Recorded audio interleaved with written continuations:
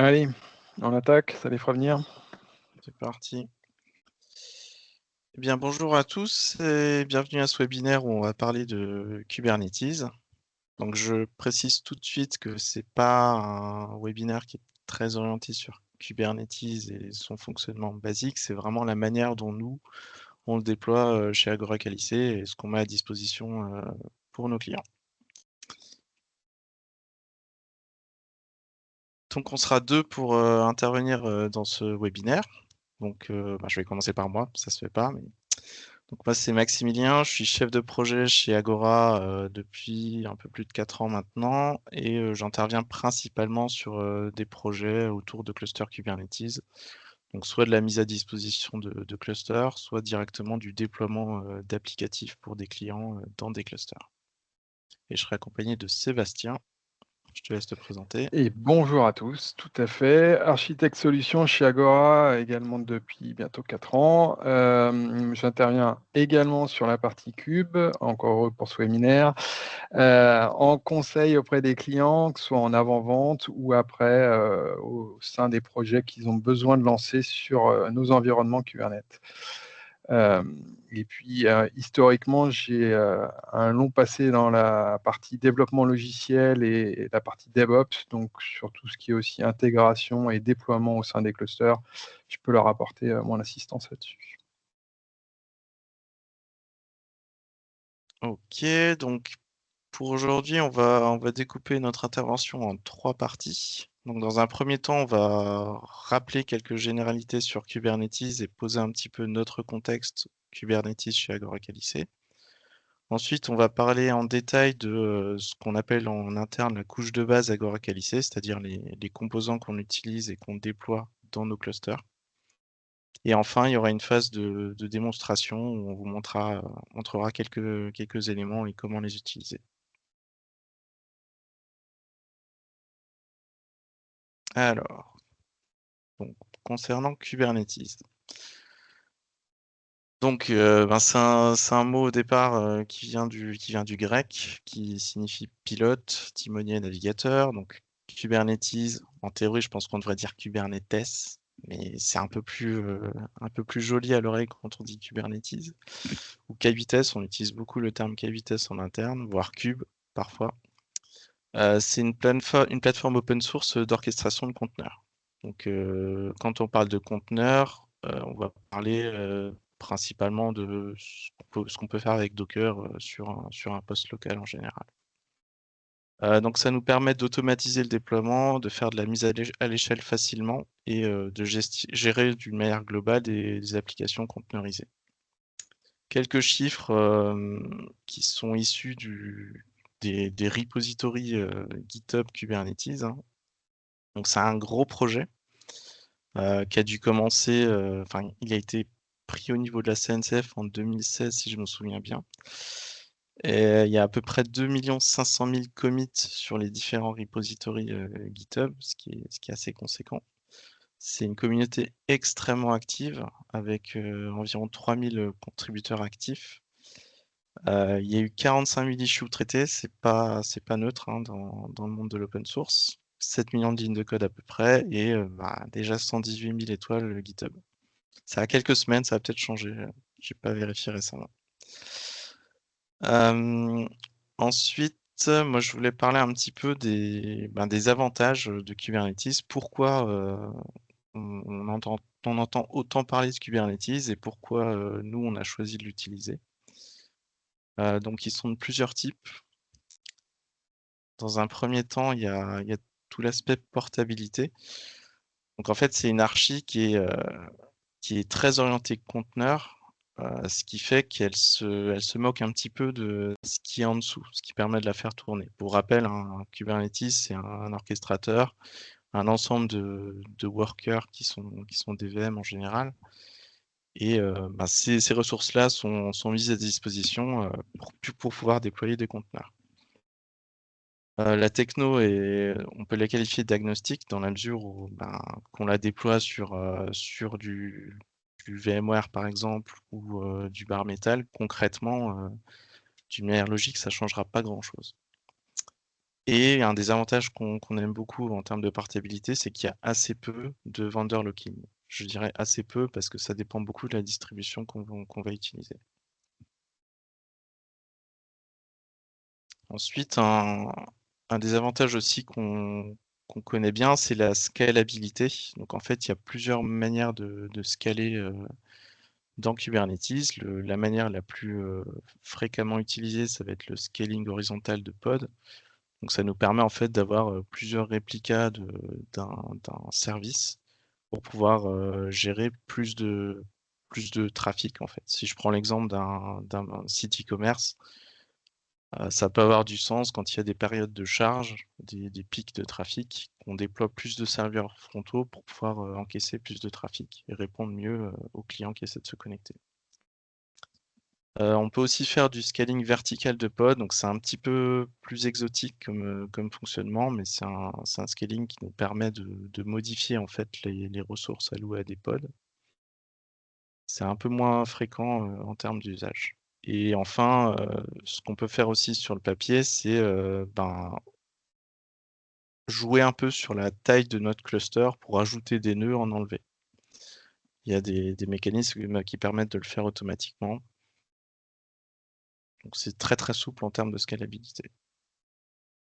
Ensuite, un des autres avantages, c'est la haute disponibilité. En fait, il y a tout un système de détection des défaillances. Donc si un conteneur ne fonctionne pas correctement, on peut mettre en place facilement des outils qui nous permettent de détecter qu'il fonctionne mal et de le redémarrer automatiquement. Donc là, globalement, la disponibilité, elle est assurée par ça. Le fait aussi qu'on puisse avoir plusieurs réplicas et des architectures multipodes nous permet facilement d'avoir de la haute disponibilité.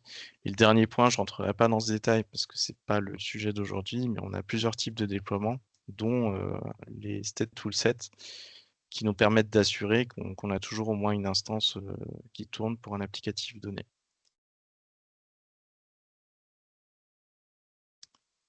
Ensuite, donc ça, c'est un des aspects qui nous intéresse beaucoup, c'est le fait qu'il soit open source et qu'il y ait vraiment beaucoup de choses autour de Kubernetes. Donc c'est un écosystème très, très développé d'outils et d'extensions. En fait, en cherchant un petit peu, on peut trouver tout un tas d'outils qui nous permettent d'étendre facilement un cluster, d'ajouter des ressources spécifiques et donc d'ajouter des fonctionnalités. Donc c'est assez agréable quand on travaille là-dessus, parce qu'on peut très facilement en fait étendre les fonctionnalités qu'on met à disposition de nos clients, quoi.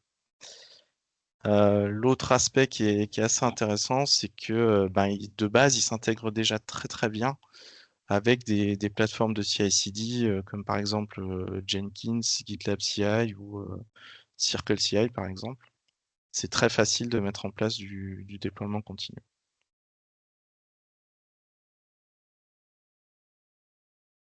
Ensuite, un point qui peut avoir une importance en ce moment, hein, parce qu'on essaie quand même de faire un petit peu attention à ce qu'on met en production et éviter de dépenser un petit peu trop d'énergie quand il n'y en a pas besoin. De par sa nature de ressources qui sont allouées à chaque conteneur, on est assez efficient et on peut très facilement ajuster les ressources dont on a besoin pour une appli en fonction de ce qu'on a pu mesurer à l'usage en faisant tourner en fait ces applications-là, quoi. Donc ça, c'est super important pour nous parce qu'en utilisant Kubernetes, en fait, on sort d'une époque un peu lointaine où on déployait des gros serveurs pour être sûr que ça tienne. Là, on peut déployer au plus juste en fonction des applications et avoir quelque chose qui est vraiment sain en termes de fonctionnement.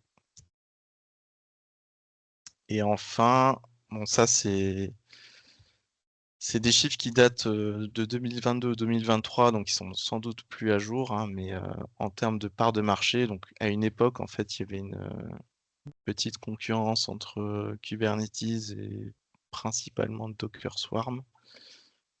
Là, il n'y a plus vraiment de concurrence dans la mesure où Kubernetes est passé devant il y a un moment et le marché ne fait que augmenter en fait. Il y a beaucoup d'entreprises, quelle que soit leur taille, qui s'y sont intéressées, qui sont passées dessus ou qui vraiment regardent attentivement comment passer sur Kubernetes. Donc voilà, ça c'était vraiment pour résumer ce qu'on aime bien nous chez Kubernetes. Concernant Kubernetes chez Agora Qualys, donc historiquement, Agora a commencé il y a un petit moment, parce que la première version qui a été mise en production, c'était la version 1.7. Actuellement, si j'ai bonne mémoire, on doit être sur la 1.33. Et il faut savoir qu'il y a à peu près entre 3 et 4 versions mineures par an. Donc ça fait un petit moment. Ce qu'on va vous présenter aujourd'hui, ça nous permet actuellement de gérer un peu plus de 80 clusters qui sont en production et qui tournent. Sur ces 80 clusters, la majeure partie sont quand même des clusters dédiés pour des clients spécifiques. On en a certains qui sont mutualisés. Ces 80 clusters, ça représente entre 1000 et 1100 VM actuellement. Et je ne l'ai pas mis là-dessus, mais on est au total, on est à peu près 35 chez Agora Qualys. Sur ces 35 personnes, on n'a pas 35 personnes qui font du Kubernetes. On est entre 5 et 10 qui sont capables d'intervenir sur des clusters Kubernetes. Et donc, ces clusters-là, sur ces clusters, nous, on gère environ 2700 applications, donc qui font soit partie de la couche de base, soit qui ont été ajoutées après. Donc, c'est les applications qu'on doit gérer nous, sachant qu'on n'est pas très nombreux, ben, il nous faut absolument trouver un moyen et un système pour gérer tous ces clusters. Et c'est là-dessus qu'on va enchaîner. Donc nous, clairement, on a besoin d'avoir un socle commun et automatisable pour pouvoir facilement déployer de nouveaux clusters, les maintenir à jour autant que faire se peut, et surtout gérer leur cycle de vie. Parce qu'un cluster, en fait, au départ, on va déployer un certain nombre de VM, puis pour une raison ou pour une autre, on va pouvoir ajouter des VM, en enlever. Donc le cluster doit rester extensible. Et ça, il faut qu'on puisse le gérer de manière simple, parce qu'on n'est pas bien nombreux et qu'on a beaucoup de clusters à gérer.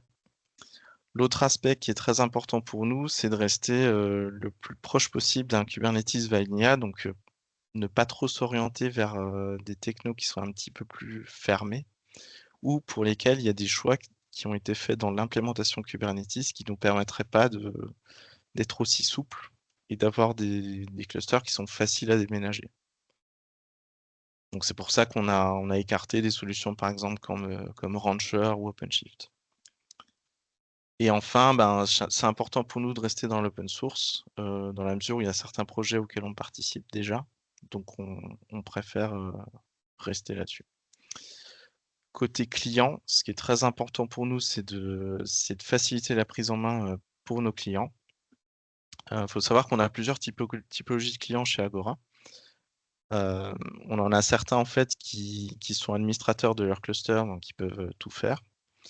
Il y en a d'autres qui sont un peu plus frileux, on va dire, qui sont moins expérimentés, donc ils vont pouvoir faire une certaine partie des choses, ils vont pouvoir déployer leurs propres applis, mais certaines applications, ils préfèrent nous les laisser, comme par exemple les bases de données. Et on a des clients qui sont un peu moins aguerris, qui, eux, ont besoin d'assistance de bout en bout. Donc pour eux, on va déployer carrément des images qu'on fait nous-mêmes pour eux, pour qu'ils puissent déployer leur applicatif web. Donc c'est important qu'on leur donne des outils qui leur permettent aussi facilement de monter en compétences. Donc l'avantage qu'on a avec Kubernetes, c'est que c'est un système qui, en termes de permission, est très très flexible. Donc on peut facilement passer d'une typologie de client à une autre. Conserver des options de personnalisation, pour nous, c'est primordial, hein. Donc faut qu'à partir d'un cluster qu'on a fourni à nos clients, ils puissent faire ce qu'ils ont besoin de faire, y compris éventuellement étendre les fonctionnalités du cluster. Et personnaliser bien sûr tout un tas de paramètres. Et enfin, donc les clusters prêts à l'emploi, c'est important pour nous que quand on a fini notre procédure de déploiement, on a juste des accès à envoyer au client et il peut directement l'utiliser. Donc là, on a fait à peu près le tour de ce que je voulais rappeler sur Kubernetes. Je ne sais pas s'il y a déjà des questions à ce niveau-là.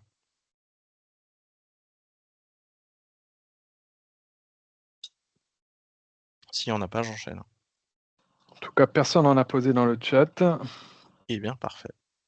Ah si, quelqu'un a levé la main, j'ai pas eu le temps de voir. N'hésitez pas à poser vos questions dans le chat, il y a une section pour ça aussi. Directement dans la discussion, ça marche aussi. Si vous n'avez pas le temps là maintenant, c'est en train d'arriver. On fera une autre session à la fin de toute Oh. façon, il n'y a pas de On y a pas de pourra souci. répondre aux questions qui arrivent plus tard aussi, mais il y a quand même une question, Maximilien. Pour quel type d'application peut-on utiliser Kubernetes? En fait, c'est très très malléable, donc je dirais que de prime abord, ce sera plutôt orienté pour des applis web, je dirais. Et des applis qui sont déjà conteneurisées. Ça simplifie beaucoup les choses. Donc je vais schématiser en disant que tout ce que vous pouvez déjà faire tourner sur du Docker, c'est assez facile à transposer sur du Kubernetes. Donc ça peut aller vraiment de l'appli web assez simple, ça peut être des applis distribuées. Par exemple, on a beaucoup de choses type Kafka qui sont sur du Kubernetes. On a de la base de données aussi sur du Kubernetes. Il y a... J'ai pas encore vu beaucoup de cas où on était limité. Les seuls cas où on va être un petit peu limité, donc ça je ne l'ai pas précisé, mais c'est important de le savoir. On va rester quand même sur des technos qui vont tourner sur du Linux. Donc on peut faire tourner du .NET, .NET Core de mémoire, mais tout ce qui est Windows, je ne conseillerais pas forcément. Donc le jour où vous avez besoin de faire du SQL Server, n'allez pas chercher du côté de Kubernetes, ce ne sera pas une bonne solution. J'apporterai une petite précision. On pourrait faire un distinguo en fonction des ressources nécessaires pour faire tourner l'application. Kube est plutôt orienté sur une philosophie microservice, petite application. Alors la notion de petite est relative. 8 Go de RAM, ça peut rester petit dans certains contextes. Maintenant, si votre application pour tourner, elle a besoin de 60 CPU et 120 Go de RAM, ça ira mal dans un cluster Kube. Voilà, En fait, c'est on plutôt perdra ce gros distinguo-là. Ouais, voilà. certains avantages aussi de Kubernetes, qui est que, en gros, si un nœud du cluster est indispo, on doit pouvoir relancer ce qui tournait dessus sur un autre nœud. Donc, si on a des applis qui sont très très monolithiques, il faut faire l'effort d'essayer de les découper au plus juste pour avoir des petits workloads et pouvoir être plus souple dans l'exécution de ces workloads. Donc, je dirais, voilà, les plus gros qu'on ait fait tourner sans connaître de problème, ça va être des applis avec 32 Go de RAM, quoi. S'il y a plus, il faut réfléchir à comment faire autrement, quitte à découper, avoir plusieurs instances qui tournent. C'est ce qu'on préconise en général.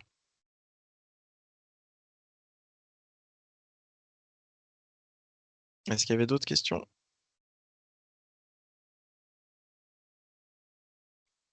Eh ben, j'enchaîne. Alors maintenant, on va aller un petit peu plus dans le dur. On va quand même rester assez haut, hein. Donc on va expliquer un petit peu comment on fait et ce qu'on a choisi et pourquoi on l'a choisi. On va commencer par un peu décrire comment on déploie les clusters. Et ensuite, on rentrera dans le contenu de cette couche de base.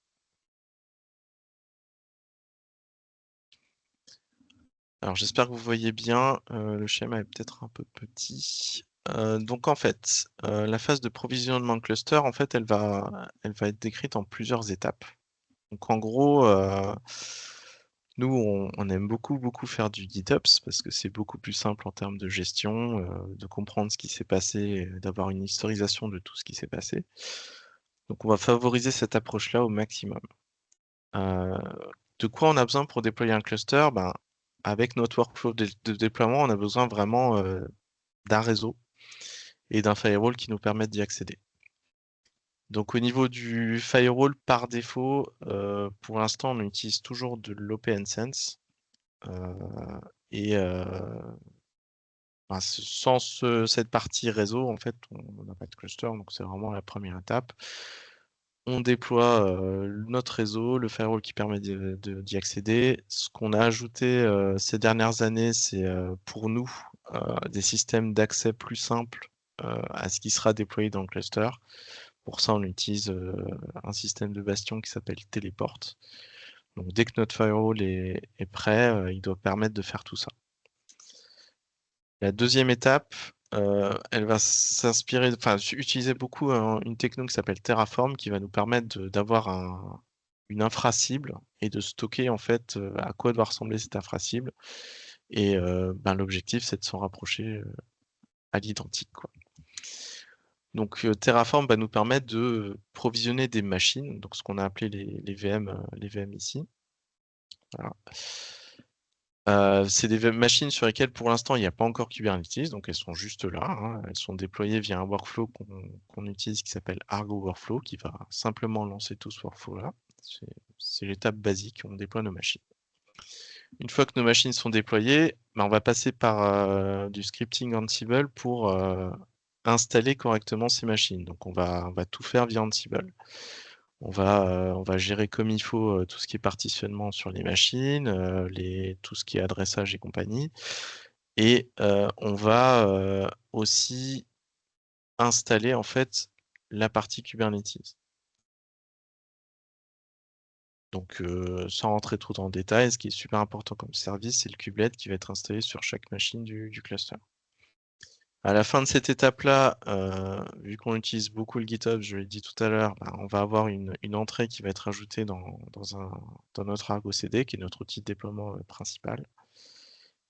Et c'est l'étape suivante. En fait, cette étape-là, à partir d'Argo CD, on va pouvoir déployer la couche de base, donc les composants qui vont nous permettre d'avoir un cluster qui est entièrement fonctionnel, depuis Argo CD. Et une fois que tout ça s'est déployé, notre utilisateur pourra accéder à son cluster. Donc je vais enchaîner sur cette fameuse couche. Oui. Attends, il y avait une question, autant rester sur cette slide, sur Ouais. la partie Ansible. Effectivement, est-ce qu'on utilisait Kubespray?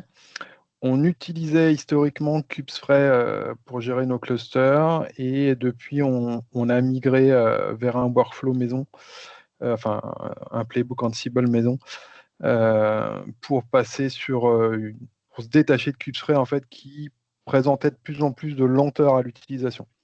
La solution est très robuste, elle fait beaucoup de choses, mais à l'utilisation sur un grand nombre de clusters, ça fait perdre pas mal de temps. En fait, le gros problème qu'on avait avec Kubespray et qu'on a toujours pour les clusters qui sont sur Kubespray, c'est que des opérations comme les montées de version Kubernetes sont extrêmement chronophages. Le workflow Kubespray est très très long et c'est pas très utilisable pour nous en fait. Donc c'est pour ça qu'on a choisi de faire autrement. On a pris beaucoup de raccourcis pour avoir quelque chose qui correspond plus à ce dont on a besoin chez nous. Donc on a enlevé toutes les options qui existent dans Kubespray qui font plein d'étapes à chaque déploiement qui sont extrêmement chronophages.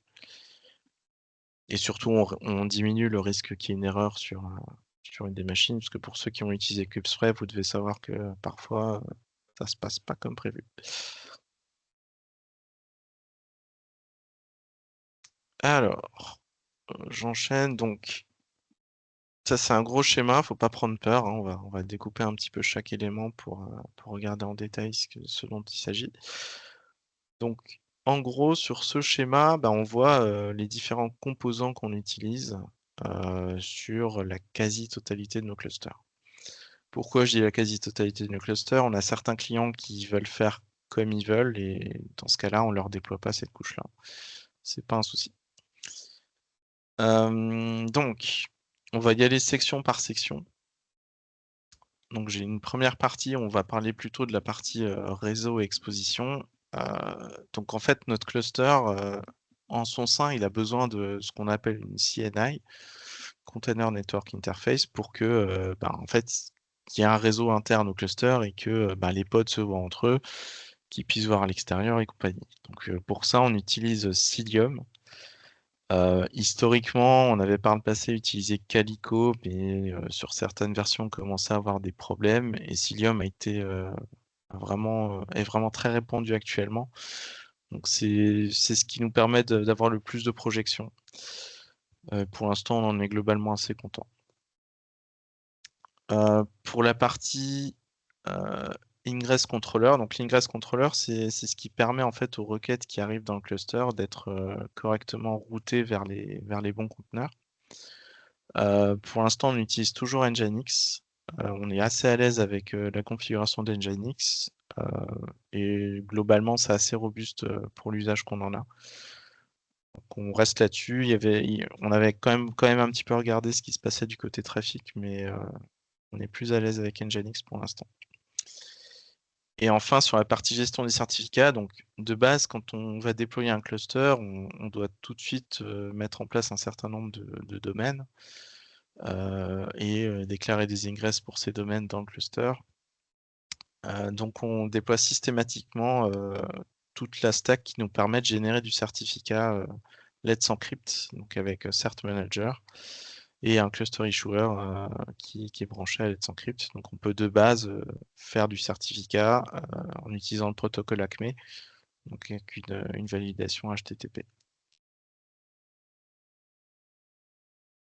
Je reviens là. Donc ça, c'était la partie là. Ensuite, sur la partie stockage, donc on a pas mal d'options. En gros, ça va beaucoup dépendre de l'usage de ce qu'on veut stocker en fait. Ce qu'on déploie assez facilement d'office, ça va être du NFS. Donc quand on a besoin que des pods qui tournent sur plusieurs workers différents accèdent au même stockage en lecture ou en écriture, le NFS, ça reste quand même une solution qui est assez bonne pour ça. Pour les applicatifs qui sont un peu plus gourmands en termes d'écriture, on va favoriser du stockage bloc. Donc pour ça, on a des bases Ceph qu'on peut brancher sur nos clusters. Donc là-dessus, ben, voilà, tout ce qui est base de données, gestion de cache un petit peu, où il y a besoin d'un peu de performance, on va favoriser Ceph. Et pour les gros fichiers, on préconisera plutôt de l'object storage, donc du S3, qui peut être, enfin, qui sera par défaut plutôt externe. Dans les mois qui viennent, on essaiera d'internaliser ça plus pour que ce soit vraiment plus proche du cluster, la partie S3. Donc avec ça, normalement, on peut gérer à peu près tous les cas de figure et voilà, ça pose pas de problème particulier. Alors Une ensuite, question ouais. qui vient d'arriver sur le stockage, c'est vrai que ça peut être pertinent. Mhm. Minayo dans K8S, c'est possible, ça fonctionne. Maintenant, si on a moyen d'avoir un service S3 plus performant que du Minayo, ça peut être plus intéressant. On l'a fait, on le fait tourner certains services pour nous avec du Minayo, ça fonctionne très très bien. Maintenant, forcément, le Minayo va se baser sur un autre stockage, donc soit du bloc, soit du NFS, pour aller réexposer en fait du S3. Vu que nous, on a déjà du S3 en interne disponible dans la maison, c'est plus simple d'aller utiliser celui-là que d'aller redéployer un Minayo. C'est ça.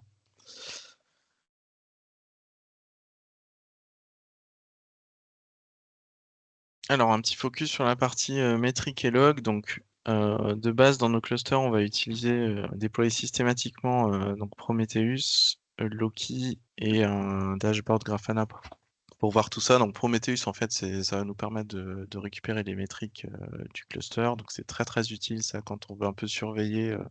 Je parlais un petit peu plus tôt d'efficience. Ben, ça nous permet de voir un petit peu les consommations moyennes de certains applicatifs et d'ajuster en fonction les requests et les limites. Loki, donc la remontée des logs, pour l'instant, on l'a fait encore avec Promtail. On va pas tarder à basculer sur Alloy, son successeur. Bah, ça nous permet de voir directement sur le dashboard Grafana les logs des sorties standards et d'erreurs des conteneurs qui tournent dans le cluster. Donc ça peut être assez utile et et pratique pour du debug, hein, pour les développeurs plutôt. L'avantage de ces outils, c'est qu'ils sont faciles à configurer et surtout pour la partie dashboard, il y a tout un tas de dashboards qui sont faciles à installer depuis le site officiel Grafana. Donc il y a un peu de reconfiguration derrière à chaque fois, hein, mais c'est très facile d'étendre ces parties-là. Donc ça permet à nos clients d'avoir accès à des dashboards et de voir ce qui se passe un petit peu dans leur cluster.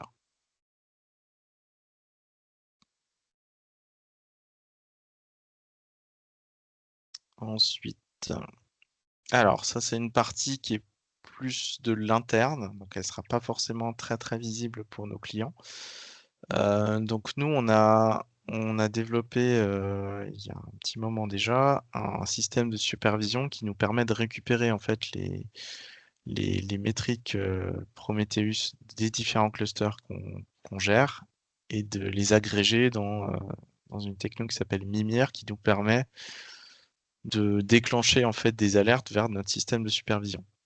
Donc en fait, on peut avoir des informations sur des événements qui se produisent sur certains clusters et remonter ces informations-là à cette supervision centrale qui, selon un lot de règles qu'on gère nous, va pouvoir déclencher une alerte ou pas à notre système d'alerting.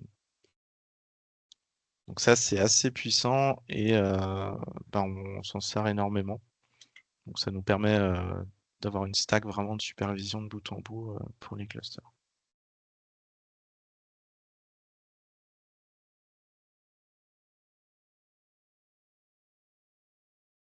Alors ici, ça sort un petit peu du contexte Ouais. cluster, mais c'est attaché. Oui, il y avait une question? Il y avait une petite question qui Oui. parlait d'Autgenie, donc c'est pour ça que je saisis la balle au bon. Ça a été réintégré en fait dans la suite Jira. Maintenant, ça s'appelle Jira Opération en fait, Oui. la partie Opgenie, mais voilà, il y a eu une transition totalement transparente pour les utilisateurs. Le fonctionnement est quasiment le même qu'avant, ouais. Alors, Vas-y. petit focus CI/CD. Donc en fait, on gère aussi des instances GitLab et Arbor. Donc GitLab, je pense que vous devez connaître, hein, c'est un gestionnaire de version. Arbor, c'est une registry Docker qui permet de stocker des images. On met ça à disposition de nos clients et en fait, c'est assez simple avec ces outils-là de faire du déploiement sur des clusters Kubernetes. Donc historiquement, on a branché ça sur plusieurs outils. Donc par exemple Jenkins, la CI/CD de GitLab ou CircleCI. En fait, on peut très très facilement configurer du déploiement sur nos clusters avec ça. Typiquement, la phase de build, on peut très bien pousser l'image buildée sur un arbor. Et derrière la partie CD, on s'appuie sur l'image de cet arbor pour la déployer sur le cluster cible.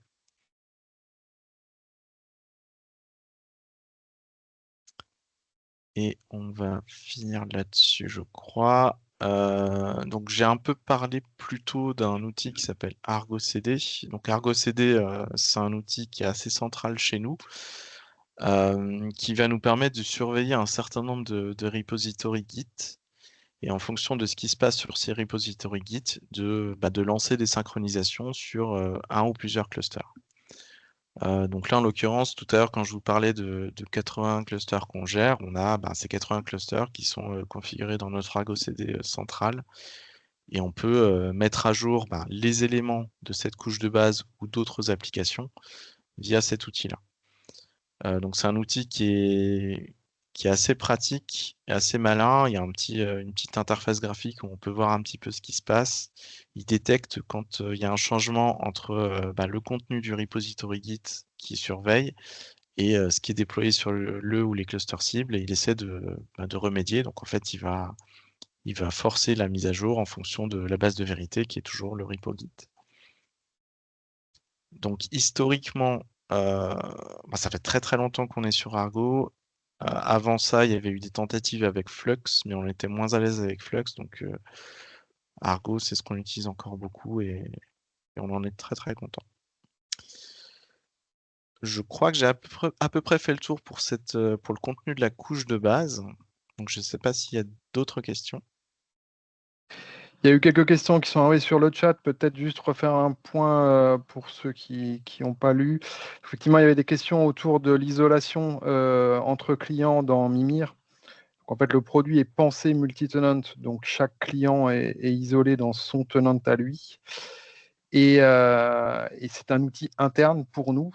Les clients n'ont pas accès à Mimir. Du coup, c'est pour ça qu'on déploie un Grafana et un Prometheus dans chaque cluster.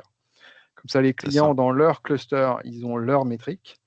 Nous, on réextrait certaines métriques. D'ailleurs, on ne réextrait pas toutes les métriques, sinon c'est un peu gourmand en termes d'espace, pour aller juste piloter la supervision de notre côté de la partie cluster, couche de base, et vraiment que pour pouvoir déclencher notre alerting dédié sur nos règles. Sachant que pour aller un peu plus loin, donc dans certains cas, on a eu des demandes et on l'a fait dans certains cas de déclenchement d'alerte chez des clients. Ça, c'est possible. Et techniquement, par rapport à ce que tu viens de dire, il n'y a rien qui nous empêcherait de déployer une instance dédiée pour un client. Oui. De la partie Du coup, sur cette partie alerting client, l'avantage, c'est qu'on peut la faire à plusieurs niveaux. S'il veut avoir les mêmes alertes que nous, on a, pour être au courant, on peut le mettre en sortie de Mimir. Effectivement, on peut faire un alerting dans Y, où nous, on reçoit l'alerte Obgeny et lui reçoit éventuellement l'alerte par mail.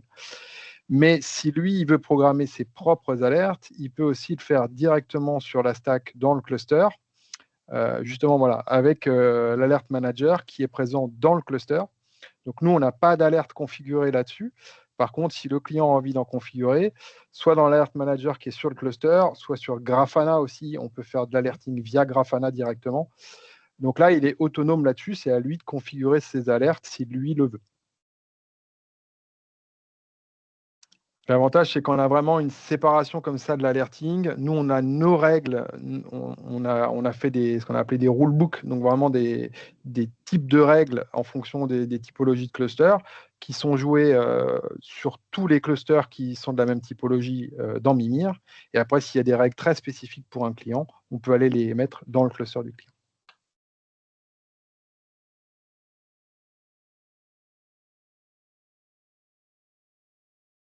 Est-ce qu'il y avait d'autres questions? S'il y en a qui viennent après, on pourra y répondre à la fin aussi. Je regarde et je te laisse prendre la main. Allez. Pour la partie démo. Hop.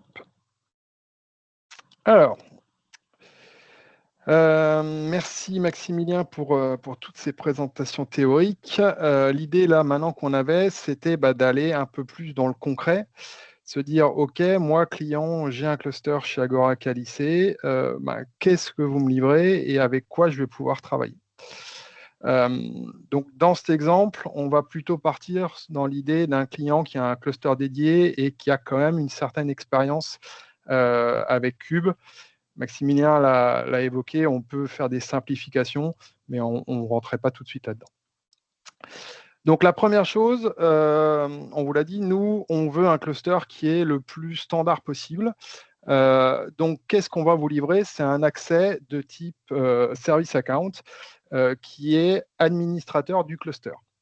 Donc en fait, on va vous fournir un fichier qui s'appelle un fichier kubeconfig qui décrit où votre serveur est disponible et qui décrit comment est-ce que vous pouvez vous connecter sur votre cluster. Donc, à partir de ça, avec ce fichier-là, n'importe qui a ce fichier est capable d'aller interagir avec votre cluster. Donc, par simplicité, nous, on fournit aussi une machine sur laquelle les accès sont déjà préparamétrés. Donc là, dans mon terminal, je suis connecté sur cette machine-là. Et je peux très simplement aller interagir avec le cluster Cube, avec l'utilitaire de base qui est fourni par Cube pour pouvoir le piloter, c'est-à-dire kubectl. kubectl, kubecontrol aussi, permet de lancer des commandes, par exemple, donne-moi la liste des machines, des nodes disponibles dans le cluster. Donc, on peut, comme ça, interagir avec le cluster. On est authentifié avec ce fameux fichier kubeconfig qui est déjà préparamétré et on peut voir tout ce qui s'y passe. On fournit un autre petit utilitaire qui est assez intéressant une fois qu'on l'a pris en main, qui s'appelle K9S, qui permet d'ajouter une interface pseudo-graphique, toujours dans le terminal, mais dans laquelle on peut naviguer un peu. Et surtout, il y a des options de drill down. Donc là, je suis sur la même liste de machines. Quand je clique sur Entrée pour rentrer dans la machine, en fait, je peux voir qu'est-ce qui tourne sur ma machine numéro 1. Si je clique encore, donc là, c'est la liste des pods. Si je clique sur le pod, je peux aller voir la liste des conteneurs qui sont en train de tourner dans ce pod. Et si je clique sur le conteneur, je peux même aller voir les logs en temps réel. Donc là, on est sur un tail, hein, donc si jamais il y a des logs qui passent, on les verrait bouger. Donc voilà, c'est assez pratique une fois qu'on l'a pris en main pour aller un peu plus vite qu'à chaque fois retaper des commandes, parce que tout ça, c'est accessible via du kubectl, mais il faut connaître les commandes. Là, au moins, on a une petite IHM qui permet d'aller un poil plus vite. Une fois qu'on a vu ça, on se dit, la première chose qu'on va vouloir faire, c'est déployer une application. Donc, pour déployer une application sur un cluster cube sans surcouche, comme nous, on les met, il n'y a pas de magie, il faut écrire du YAML. C'est le langage de base que comprend Cube. Donc, il faut écrire un fichier YAML qui va décrire ce qu'on veut déployer. Donc là, j'en ai fait un pour l'exemple. Je vais aller déployer une application, c'est un deployment dans le langage Cube. Je vais utiliser une image Docker bien connue qui s'appelle Color, qui expose un port sur le 80. Donc là, si vous avez déjà fait un peu de Docker ou de Docker Compose, normalement, c'est des choses que vous reconnaissez à peu près. Il y a des choses en plus tout autour, mais ça ressemble à des choses qu'on a déjà vues quand on a fait du conteneur. Et après, il va falloir en faire encore plein d'autres choses qui sont liées à du cube. Par exemple, je vais avoir besoin d'un service. Je vais avoir un service pour exposer ce conteneur au sein du cluster cube. Après, on va encore vouloir aller plus loin. On va vouloir exposer ce service en dehors du cluster cube, donc via l'ingress Nginx. Donc pour ça, j'ai besoin d'une ressource de type ingress dans laquelle je vais définir un host, pouvoir gérer justement la partie Let's Encrypt, on en parlait tout à l'heure, lui dire tu me génères un certificat qui va bien pour ce domaine-là, et que je vais lui dire qu'est-ce que je fais avec mes requêtes quand elles arrivent sur ce nom de domaine-là. Une fois qu'on a ce fichier, on retrouve notre petit utilitaire kubectl. Il faut savoir que la commande, elle s'appelle apply, et on peut lui passer le fichier. Là, automatiquement, je n'ai pas été assez vite, je pense, mais si on va voir, donc je suis en train de déployer ça dans le namespace default, voilà, le pod est déjà en train de tourner. J'aurais pu vous montrer qu'il n'y en avait pas avant, mais on peut voir qu'il a 12 secondes. Donc normalement, c'est le mien. Donc là, ça m'a créé un conteneur, ça me l'a assigné à une machine du cluster, donc là, c'est tombé sur la 2, mais ça aurait pu tomber sur n'importe laquelle, et ça a configuré toutes les couches du cluster pour que mon URL réponde. Donc, elle n'existait pas avant que je déploie mon cluster et mon application, et là, maintenant, j'ai bien une application jaune qui répond sur le domaine que j'ai configuré dans mon deployment. Enfin, dans mon ingress, dans mon fichier YAML. Alors, Maximilien en parlait, ça, on peut le faire avec du conteneur standard. Ce qui est un peu plus intéressant, c'est qu'on a toute la partie orchestration du cube qui rentre en jeu aussi.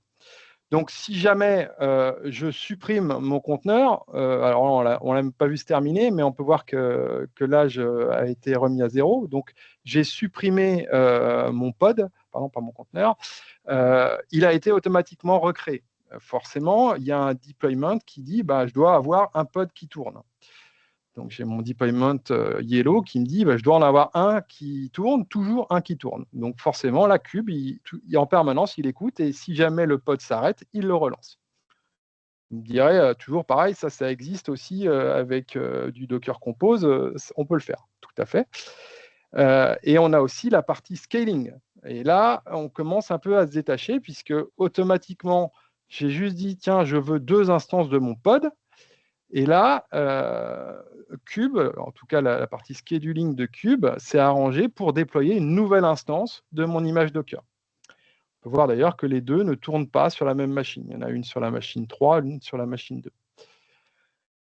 Si je reviens dans mon petit IHM, on peut voir en fait qu'on a l'ID du pod qui change. Donc en fait, on est en train de switcher à chaque requête sur un pod puis sur l'autre. C'est normal parce que par défaut, on est sur du round robin sur le load balancer. Donc il va sur un pod puis sur l'autre.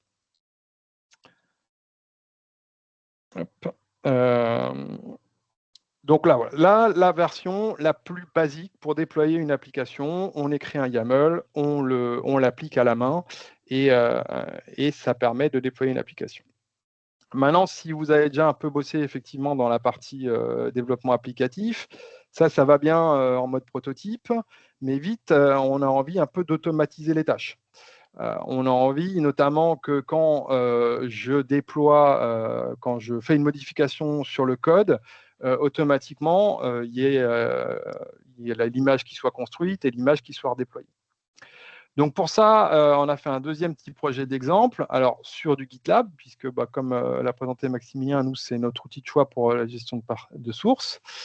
On a fait un petit Dockerfile qui utilise l'image de base Nginx et on va juste surcharger la page d'accueil avec la page qu'on modifie ici ensemble. Donc, je modifie la date, je rajoute un petit commentaire. Hop, voilà. Je sauvegarde et je vais faire un commit.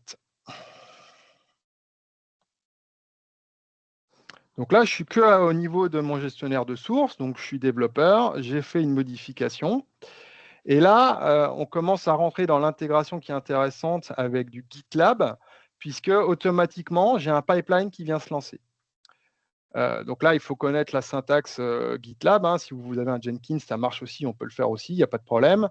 Mais j'ai configuré mon projet pour qu'à chaque commit, ils viennent me reconstruire l'image et qu'ils me la poussent dans le repository Arbor. Et ensuite, qu'ils viennent automatiquement me déployer mon image à jour dans le cluster. Donc pour ça, pareil, j'ai dû par contre écrire les mêmes fichiers YAML qu'on a vu tout à l'heure. Donc j'ai toujours mon deployment, sauf qu'il utilise une image que nous, on a construite. J'ai toujours mon service, j'ai toujours mon ingress. Et j'ai plein d'autres choses autour qu'on va voir juste après, par exemple pour la partie monitoring. Une fois que le pipeline a été terminé, donc on peut voir les deux étapes de build et de deploy. Si je vais voir un peu mes logs, voilà, on peut voir qu'il a appliqué mes fichiers YAML sur le cluster. On retrouve la sortie qu'on a vue tout à l'heure où les ressources ont été créées. Et maintenant, il me dit l'application est disponible à cette URL. Effectivement, si je rafraîchis ma page, j'ai bien mon application qui a été générée avec mon message que je viens de construire. Au milieu de tout ça, on en parlait, on a la registry qui, elle, sert de point de pivot pour l'archivage des artefacts. Donc, en fait, là, quand j'ai lancé ma CI de build, elle a automatiquement, vous voyez, à 15h50 ici, on a enregistré une nouvelle version de l'image qui est taguée latest, et c'est celle-là qu'on déploie. Donc là, à chaque fois que je fais un commit, ça me rebuild mon image et ça me la redéploie à jour. Ce qui est intéressant, c'est que, on en parlait, on déploie la couche de monitoring aussi automatiquement avec les clusters. Et si on va voir donc dans mon namespace default, alors on va peut-être se mettre sur les 5 dernières minutes. Je n'ai pas encore de données qui sont rentrées. J'ai lancé la génération de trafic, mais ce n'est pas encore arrivé. Il faut laisser un peu le temps que Prometheus aille scraper tout ça. Mais j'ai déployé, je vous le montrais, une configuration, donc ça s'appelle un service monitor, pour automatiquement dire à Prometheus d'aller récupérer les métriques que j'expose sur mon application et qui les enregistre dans sa base de données. Donc ça, c'est très intéressant pour nous en tant qu'hébergeurs parce qu'on a déployé la partie Prometheus, on a déployé le service qui s'occupe des métriques, mais c'est le client qui le configure. Donc, ça lui laisse toute liberté de configurer son application comme il veut. Alors, il faut qu'il ait fait l'effort aussi d'aller exposer des métriques. Donc là, en fait, j'ai utilisé un Nginx exporter pour aller exposer mes métriques au format Prometheus. Mais voilà, moi, en tant qu'hébergeur, j'ai rien à faire pour que le client soit en autonomie et puisse aller rajouter ses métriques spécifiques à son application dans notre Prometheus. Je pense que je ne suis pas sur le bon pod, c'est pour ça. Voilà. Donc là, on peut voir qu'on a bien quelques métriques qui sont récupérées. Donc là, on est sur des métriques RAM classiques. Et vu que d'un côté, je suis en train de générer un peu de trafic, on peut voir que voilà, il y a une courbe de trafic qui monte. Bon, là, je n'ai pas beaucoup de profondeur de données, donc forcément, ce n'est pas très parlant comme graphe.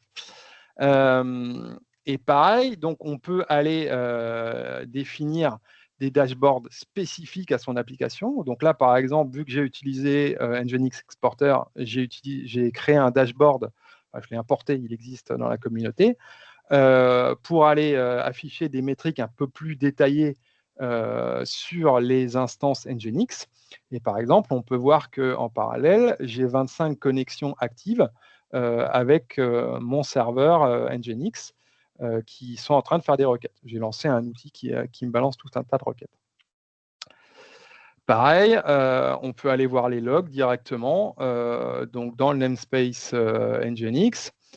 Évidemment, j'ai beaucoup de logs d'erreurs parce que mon utilitaire est en train de balancer tout un tas de requêtes pour essayer de trouver des failles de sécurité dans le conteneur. Mais donc les principales réponses sont de type 404. Mais bref, on voit là les logs en temps réel du conteneur qui sont en train de tourner. Voilà. Donc je ne sais pas s'il y a des premières questions là-dessus sur cette partie, mais là, on a fait une intégration, somme toute, la plus classique qu'on peut trouver avec un client qui débuterait sur du Cube. Il n'y a pas d'outils additionnels à connaître. Un gestionnaire de sources, normalement, tout le monde en utilise. Un gestionnaire d'artefacts, souvent on en utilise, ou au moins on utilise le Docker Hub éventuellement qui en est un. Là, l'avantage, c'est qu'il est privé, on peut avoir ces images qui ne sont pas disponibles en public. Et après, donc la partie cube, là, on rentre vraiment sur ce que nous, on fournit comme service. Et tout ça, n'importe quel client le retrouve sur son cluster à lui. Est-ce qu'il y a des questions là-dessus? Pour l'instant, c'est assez timide. C'est assez timide, c'est rien. Je vois qu'il reste 5 minutes, donc je vais avancer juste une dernière petite démo de ce qu'on peut faire sur la partie intégration Argo CD, parce que là, on est sur quelque chose un peu plus avancé sur la partie Cube. Il faut connaître assez bien le fonctionnement de Cube avant de pouvoir s'approprier Argo CD de la partie GitOps. Mais ce qui est intéressant, c'est qu'on peut avoir une intégration native. J'ai plus besoin d'aller écrire les fameux fichiers de déploiement qu'on a vus, là, les YAML ici, et surtout le script qui va aller exécuter un kubectl apply pour aller créer. Je peux le faire, je peux déléguer cette complexité à Argo CD. Donc, je vais juste dire à Argo CD, tu vas me déployer une nouvelle application qui va s'appeler Rouge. Hop. Je vais faire un commit, donc toujours sur un gestionnaire de sources. Donc là, en plus, en termes de traçabilité, votre RSSI, normalement, il vous aime parce que là, on sait qui a fait quoi comme modification sur le système d'information. Hop. Je vais lancer un refresh. Et là, automatiquement, on voit qu'avant, il n'y avait que du Blue. Là, maintenant, j'ai une application Red qui est arrivée. Et j'ai Argo CD qui s'est occupé de déployer sur le cluster l'ensemble des composants qu'il fallait pour que mon application Red, elle fonctionne. Donc derrière, il y a plein de choses pour que ça arrive à fonctionner. Il y a notamment une charte Helm qui existe. Enfin, voilà. Il y a des choses qui sont à créer pour arriver à faire ça. Mais ça permet de voir en plus d'une manière un peu plus graphique l'état de ce qui a été déployé et de valider que ça fonctionne. Et la chose que nous, on aime bien sur Argo CD, qui est quand même assez intéressante, c'est qu'il y a des ressources. Tout à l'heure, on a vu qu'il y avait des ressources, si je les supprime, elles se recréent, la partie pod. Par contre, il y a des ressources où Cube, il ne peut pas les recréer tout seul, et notamment la partie deployment. Là, si je vais supprimer mon deployment Nginx que j'ai fait, il ne va pas revenir. Parce que la partie deployment, c'est du déclaratif pour Cube. Donc, si je ne lui dis pas que ça a existé, lui, il l'enlève. Et du coup, là, je viens de casser mon application. J'ai plus le service qui répond. Donc, Nginx, il me renvoie une 503. J'ai plus rien derrière qui répond. Et ce qui va être hyper intéressant avec Argo, c'est que cette partie perte de ressources, elle peut être palliée par Argo. Donc là, je suis sur le même exemple, je suis sur mon deployment, donc vraiment la ressource que normalement, si je la supprime, je perds mon application. Je vais forcer la suppression aux côtés du cluster.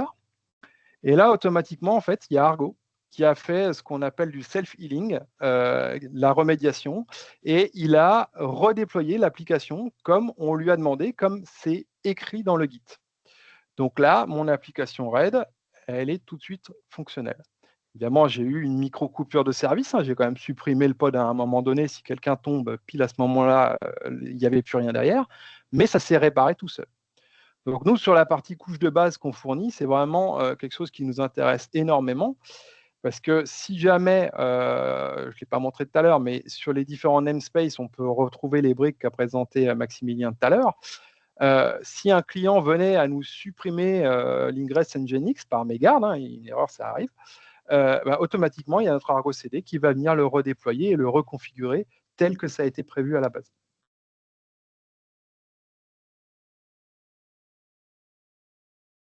Ce qui est très pratique. Et même pour la gestion des montées de version aussi, c'est assez avantageux de passer par cet outil-là. On peut même aller rentrer après dans les pods, voir des choses.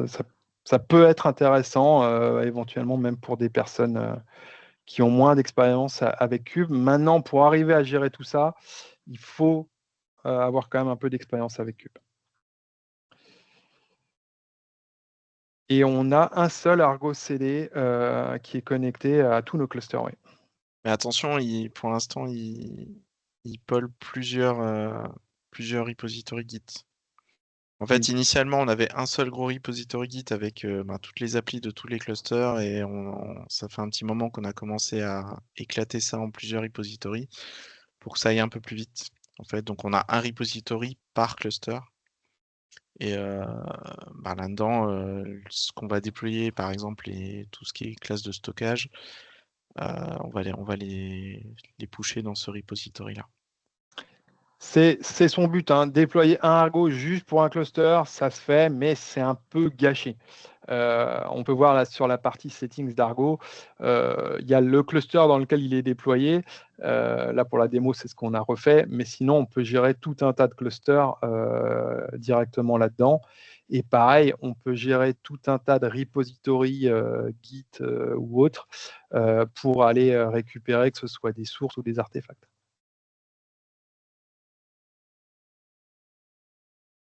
Donc, il y a une question sur le fait est-ce qu'on peut accompagner des clients pour un déploiement on-prem chez eux, l'infra K8s. Toi, tu l'as déjà fait, il me semble, donc oui, on est capable de le faire sans problème. Je l'ai totalement fait sur un de nos clients qui a commencé par acheter des services chez nous pour faire du cube public. Chez lui, en interne, il avait des infras, il était sur un Docker Swarm qui marchait, mais voilà, il n'avait pas forcément de compétences. C'était du coup une autre techno que Cube. Et il a souhaité déployer la même chose qu'on avait chez nous, chez lui. Donc on a fait cet accompagnement. Alors initialement, l'installation, c'est nous qui l'avons fait, et ensuite on leur a fait la partie montée en compétences et adaptation à leurs besoins. Et au final, 6 mois, 1 an plus tard, ils étaient complètement autonomes et ils ont depuis même modifié ce qu'on avait déployé pour que ça matche mieux à leurs besoins.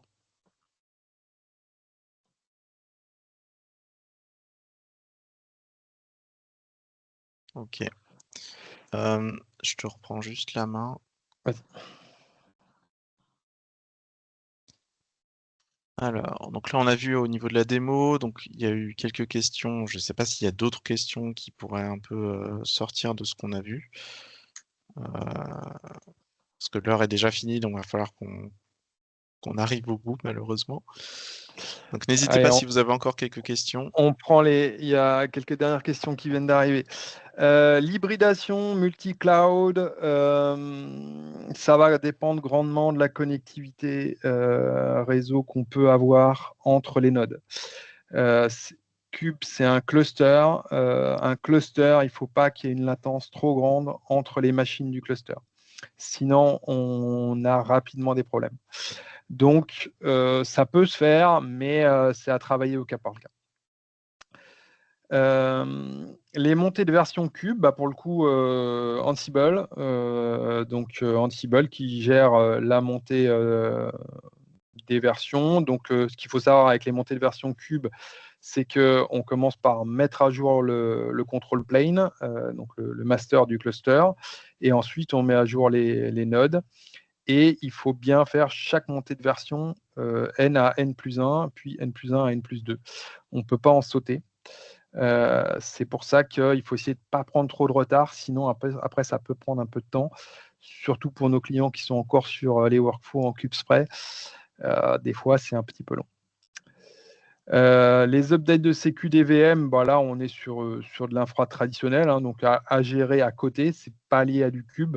Donc pour le coup, là, il vous faut. Alors, si vous prenez les VM chez nous, c'est nous qui nous en occupons. Mais sinon, il vous faut une solution de gestion d'update de sécurité traditionnelle, classique, hein, quelconque. Il y a des paquets éventuellement qui ne sont pas à mettre à jour, mais ça, pour le coup, sur CubeSpray, c'est éventuellement géré directement avec le Ansible. Nous, avec notre nouveau workflow, on n'a plus ces problèmes de paquets. Mais voilà, c'est la seule chose à faire attention. Autoscale des VM, c'est prévu par Cube.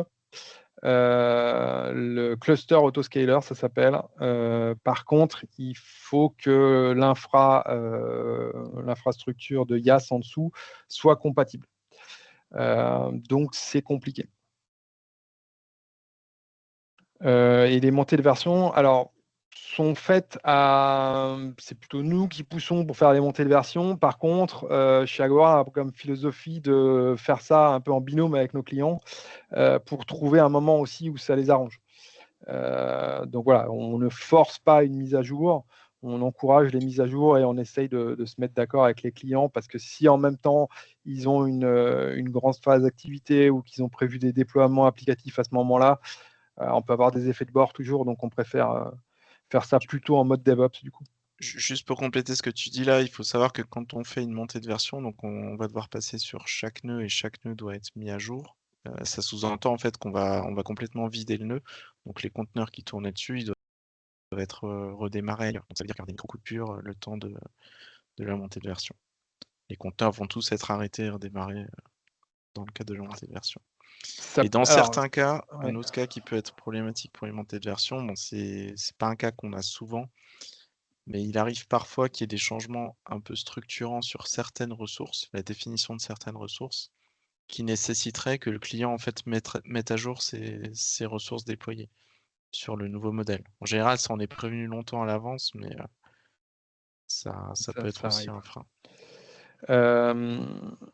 Juste oui, alors, c'est vrai qu'il y a une idée reçue sur Cube, c'est que on est sur un cluster, donc on a automatiquement de la haute disponibilité qui arrive parce que j'ai un cluster Cube. C'est pas forcément vrai. Si votre application n'est pas compatible haute disponibilité, ça ne peut pas marcher. Je vais prendre l'exemple le plus connu, une base de données. Une base de données, on ne peut avoir qu'une seule instance à un moment donné qui charge les données, genre les fichiers vraiment qui contiennent les données. Donc forcément, je ne peux pas en avoir deux qui existent en parallèle, avoir de la haute disponibilité, ou alors c'est des mécanismes internes à la base de données. C'est ça. Mais voilà, donc au moment de la mise à jour, si j'ai qu'un seul pod MySQL qui a le droit d'exister, forcément, il faut que je l'éteigne du nœud que je veux mettre à jour pour le redémarrer ailleurs. Donc c'est automatique, mais du coup, ça provoque une micro-coupure. Donc, si on ne veut pas avoir de micro-coupures, bah, il faut mettre un cluster MySQL à l'intérieur du cluster Cube. Et là, automatiquement, bah, on peut arrêter un des membres du cluster MySQL, les autres prennent le relais et on peut déplacer le membre qu'on a voulu arrêter. Voilà. Donc, c'est pas comme on dit, c'est pas la silver bullet Cube, ça n'apporte pas automatiquement de la haute disponibilité. Ça aide, mais ça fait pas tout. Et c'est pareil, je compléterais par rapport à ce que tu dis, hein, c'est pareil pour même un applicatif plus simple qu'une base de données, hein. Bien sûr. Si on n'a qu'une instance qui tourne, selon la manière dont elle est déployée, ben, il y a un moment quand on doit la mettre à jour, elle va être arrêtée, redémarrer. Donc si le redémarrage est long, j'ai déjà eu ce cas-là en fait de certaines applis clientes qui mettent beaucoup de temps à démarrer, parfois plusieurs minutes, ça arrive, parce qu'il y a du pré-processing, de la gestion de cache et autres qui font que bah, le conteneur il met du temps à être dispo. Bah là, il faut quand même prévoir qu'il y aura de la coupure parce que l'appli n'est pas conçue pour être facilement disponible et rapidement disponible. Il n'y a rien qui est impossible, hein, c'est juste il faut réfléchir à l'avance comment sont construites les applis. On est arrivé au bout du temps Ouais. imparti. Ouais. Alors, donc, dernier point, donc faut pas hésiter à prendre contact avec nous, donc sur le site officiel, nous directement. Je garantis pas qu'on répondra tout de suite, mais ne vous inquiétez pas, on vous oubliera pas. Et n'hésitez pas à vous inscrire sur la chaîne YouTube. Ce webinaire devrait y être publié un peu plus tard. Il y en a d'autres, donc n'hésitez pas. Et ben, on vous remercie en tout cas d'avoir participé à ce webinaire. J'espère que ça vous a intéressé. Et ben, je vous dis à très bientôt. Merci à tous. Bonne fin de journée.